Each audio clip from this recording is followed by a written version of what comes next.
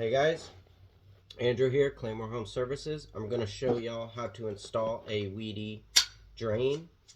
It's going to go in a couple parts. There's 3 parts actually, but this is how you start off. Alright, make sure you have all your pieces. They should come all together in the box. You'll have this, your 2 rings, your hair catch. This is very important because it's also how you screw the compression down. Your lube, and your drain assembly. So the first thing you're going to do is you're going to take your drain assembly here and your hair catch. You're going to line it up with the locking tabs there, right? Just like that. Get yourself a flathead screwdriver. I'll use my trusty Milwaukee Fastback. And you're going to screw clockwise. Right? Now, that will get you out your locking ring, your compression ring, and your thick O-ring, which is all very important. Now, all these pieces that we just pulled out, this is the rings, the O-ring, the locking nut, compression ring, hair catch, your spacer piece. Put these in a nice, safe place. Trust me, don't lose them. It's not too expensive. It's $15 to replace most of these pieces. The whole drain assembly is over $65. But just save all these pieces, make sure they're in a nice, safe place, and put them to the side. And then I'll show you the next step. So you're going to flip your drain over onto its back so you can see the drain body structure, I guess you'd call it, right? Now here, there's a little rubber gasket. You're going to take your lubricant. Be sparingly with this because it's not much. If you do run out, I think you'd be safe using any kind of silicone grease as long as it's waterproof. Some type of plumber's silicone grease that is rubber safe, which silicone is. Faucet grease is not rubber safe, so be careful. And that doesn't come from Weedy, that comes from me. But I think that it will be okay. So just put, I'm only going to do half like that. That should be plenty to rub around. So there you go. Just grease it all up. Alright, see how it's nice and shiny? Greased it up. Alright. Then you're going to take this body and you're going to put it in here. This is what they call their click and seal system. Right? You're going to have to line everything up right. And I'm going to show you how to make sure that it's lined up right on the other sides. It has to do, it has to do with these tabs. Okay?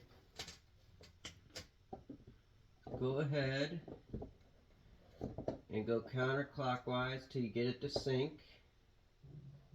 Now I have it sunk in.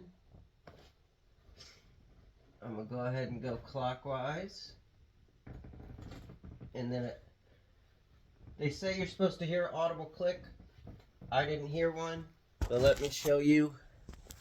Right here is the clicking tab right there. Like if you ever needed to take this out, you have to push that tab in and then you can unscrew it. Now, be sure not to over tighten this, right? So we got it in, we got it. It's got sets. Like it can only go so tight. That's why they say don't over tighten it. Once those 3 bars hits there, that's as tight as it can go. Right? Now, flip your drain over to the right side, and what you'll see is right there you can see our 2 gray lines are lined up in between the double parallel lines. Let me get you a better look. Right there you can see that our lines are set up right where they should be. So for now you are done with the drain. Now the next step is to thin set where you're going to put the pan, then set the back of this. You're going to put the pan in place, and then the next step of the drain assembly. Before I forget, make sure you save the lube. You're going to have some left over. You're going to want to have half left over. I used a little too much, but hopefully this will be enough. And you're going to want to save that. Put that right here with your drain parts, right in a nice and safe place where nobody's going to touch it. So now we're going to continue with this drain installation. Right? What you want to do is the only pieces you're going to need most of them, but you want your rubber O-ring, your 2 rings, your locking nut, and your compression nut, and your grease that they gave you. I hope you held this way up. Should have mentioned that before. One quick thing I did want to mention is the first time I got this drain, I thought we were missing these 2 snap rings here because they were like this. Like this was all tight and everything because they were like this. So watch out for that. I might have already explained that in another video, but if I didn't, when you get your drain assembly, your rings are probably going to come like this. At least they used to. The kit that I had was from 2003 on the original drain. When we got our new drain pan, it was a 2004, and I don't believe I had to take them apart, but just in case, your 2 snap rings are going to be screwed on to your riser. Okay, so just watch out for that. I'm telling you, the first time I freaked out, stressed out, thought I lost something, blah blah blah. You know how it goes. So make sure you have your riser. I'm calling it a riser, but it's really like a height adjustment. Make sure you have this, your 2 rings, your O-ring, your locking ring, your compression nut, and your hair strainer / locking key. Alright, let's get into this here. So first, you're going to lube up your O-ring here.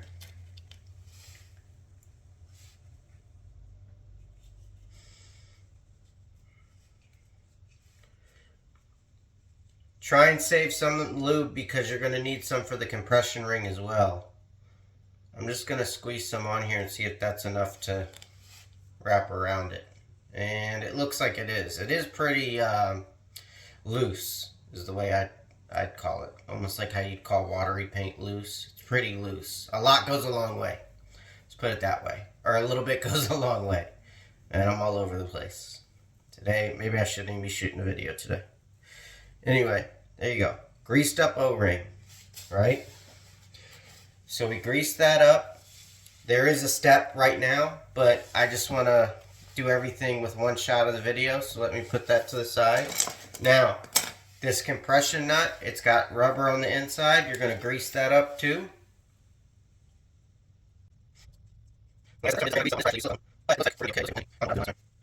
On here, so I'm going to put a little more extra because this did feel a little dry. Now first, you take your rubber O-ring right here, you put it right around your 2-inch pipe. Okay? You're going to need a screwdriver or something because you want to push it all the way down. The screwdriver might be too thick, but you want it to seat all the way. There's a long way to go, actually. Not a long way, but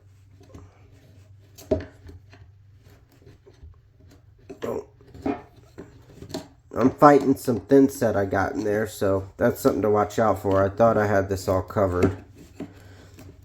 I mean, whatever's in there is very, very minimal, so it's not a big deal. That feels like the bottom. I'm not going to really be able to show you with the camera, I don't think. You can see it in there. You can see the thin set right there that I was fighting. But there we are. We're bottomed out. Okay.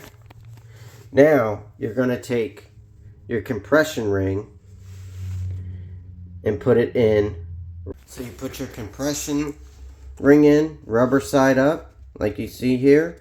Push that down and seat it. Right? Then take your locking ring. Put your key on it. It's tabbed. It will be pretty simple. Put that into place. Right? Now you're going to turn counterclockwise. I'm going to go clockwise for a second because I usually do that to make sure I catch threads correctly.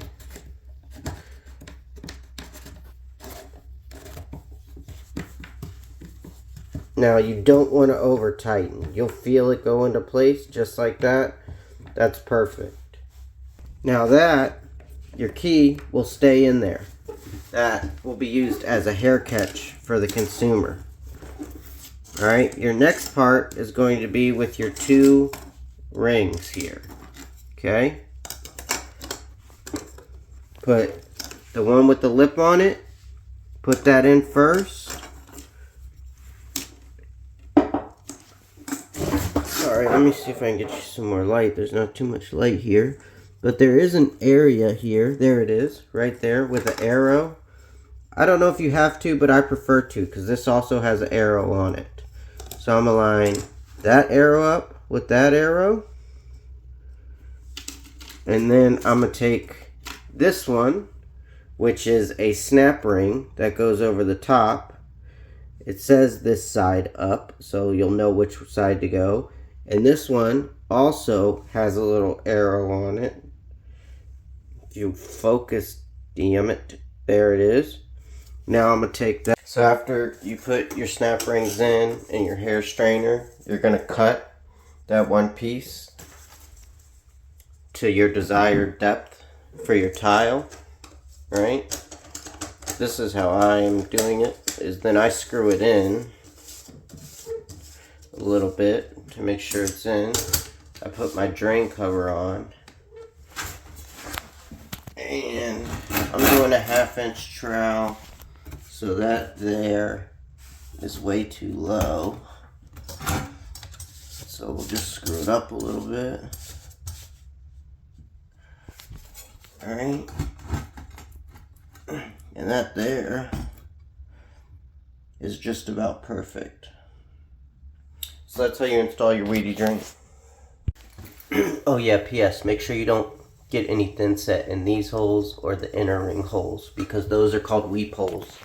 Because inevitably you're going to get water behind your tile, and the way it works is it will drain down, come out, and it can go right in through those weep holes and get out. If not, you'll get water set under the pan, and what I've seen happen is what's called effervescence, where it will leach the, I can't remember the chemical, I think it's lime, will leach up to the top of the surface, and you'll have like splotches of white everywhere. Alright, see you when I see you.